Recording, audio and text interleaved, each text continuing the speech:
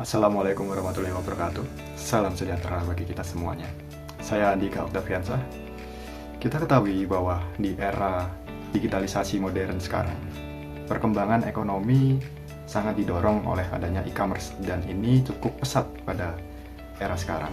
Dan hal-hal ini menjadi peluang besar bagi perusahaan-perusahaan yang bekerja di bidang industri pengiriman logistik.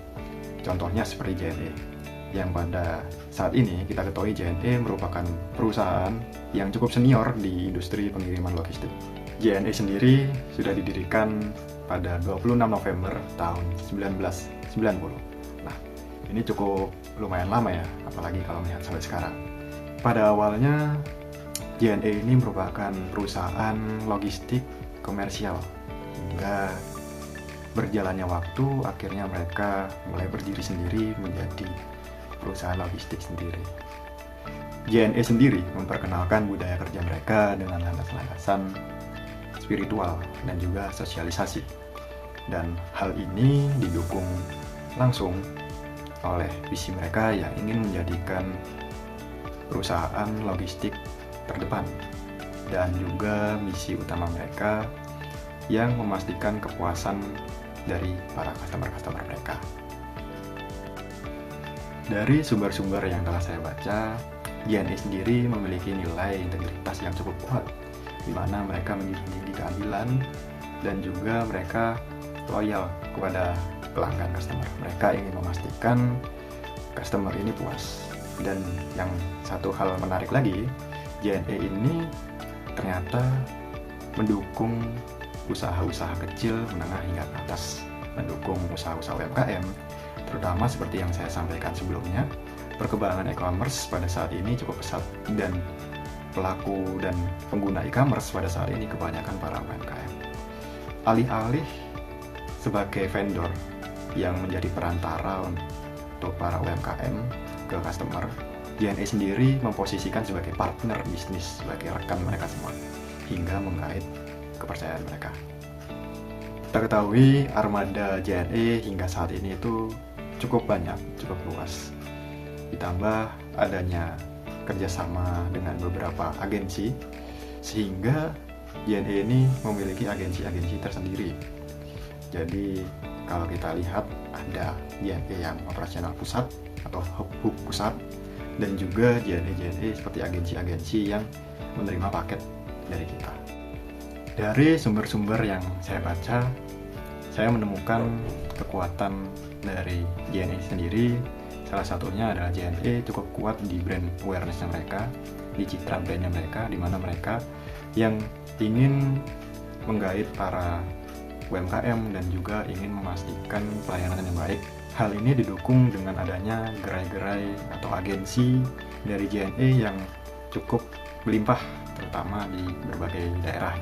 Lalu untuk opportunities dan peluangnya, seperti yang saya sampaikan pada sebelumnya, di mana perkembangan ekonomi e-commerce ini cukup pesat ya pada perkembangan digitalisasi pada sekarang.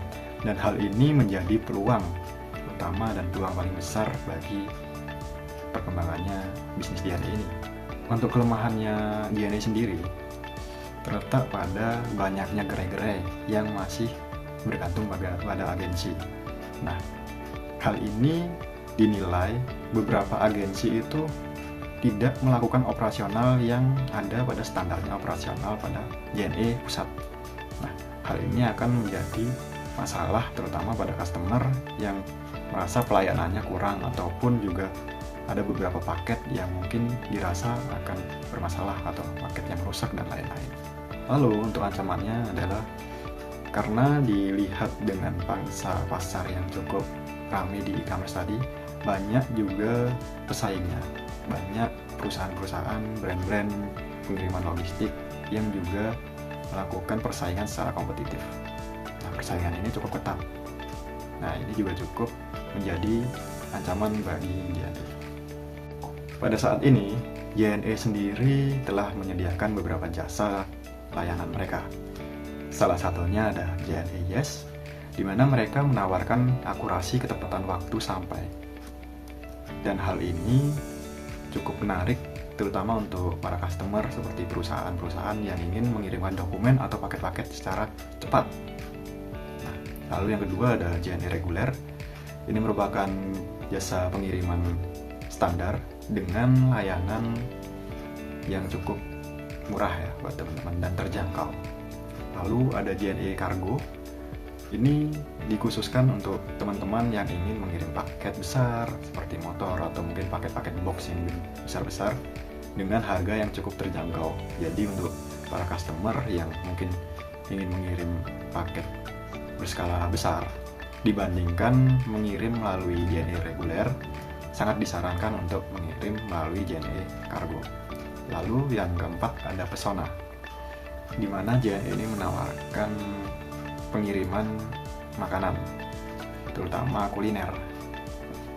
Nah, seperti yang saya sampaikan tadi, JNE ini itu tidak sekedar hanya memposisikan diri mereka sebagai vendor, namun mereka ingin menjadi partner bisnis bagi para UMKM tersebut, para usaha kecil, menengah, dan ke atas. Hal ini harapannya mereka memiliki citra yang friendly kepada para usaha-usaha ini, sehingga mereka akan memiliki citra branding yang kuat. Di sisi lain, JNE sendiri melakukan formulasi yang terarah nih, dari pengecekan data operasional, supply chain, dan lain-lain, hingga pengecekan struktur data-data pengiriman, sehingga hal ini harapannya adalah membuat JNE sendiri melakukan efisiensi dalam operasi pengiriman logistik tersebut. Nah, jika kita lihat dari data volume pasar pengiriman logistik ini, kita ketahui bahwa adanya persaingan ketat antara JNE dengan pengusaha-pengusaha logistik yang lain. Namun, walaupun adanya persaingan ketat ini masih cukup membuat JNE sendiri berada di posisi yang cukup dominan ya, di nomor 2. Dengan pangsa e-commerce-nya di sekitar 35% untuk JNE. Dan 37%-nya ada di logistik yang pertama, dan sisanya ada di beberapa logistik yang lain.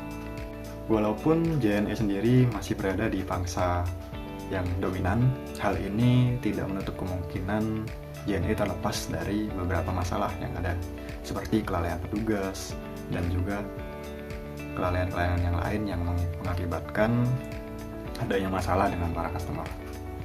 Nah, dengan hal ini, JNE mungkin bisa mulai bergeser ke hub yang lebih otomatis sebagai kekuatannya, di mana hal ini harapannya adalah untuk meminimalisir masalah-masalah yang terjadi seperti tadi. Dengan adanya struktur otomatis dan data-data yang otomatis, hal ini dapat membuat JNE bisa melihat pergerakan dari operasionalnya, sehingga tidak ada yang namanya paket yang rusak atau paket yang cacat dan lain-lain. Dan hal ini dapat membuat para customer juga loyal kepada JNE. Dengan adanya perubahan dari logistik manual ke modern, hal ini cukup membantu, dan harapannya JNE bisa mengoptimalisasikan operasional. Pertama kan sekarang kita ketahui bahwa adanya beberapa kelompok customer yang cukup membanding-bandingkan harga, di mana hal ini juga menjadi masalah bagi JNE. Jikalau JNE menurunkan harga biaya tarifnya, otomatis operasionalnya juga akan meningkat, karena dengan biaya operasional yang sebesar itu dan juga pemasukan yang minim, ini cukup membebani oleh JNE. Nah, harapannya dengan otomatisasi ini, JNE bisa minimalisir dan juga akan diharapkan bisa mengembangkan perusahaannya. Itu yang dapat saya sampaikan pada saat ini. Saya Andika Octaviansyah. Terima kasih.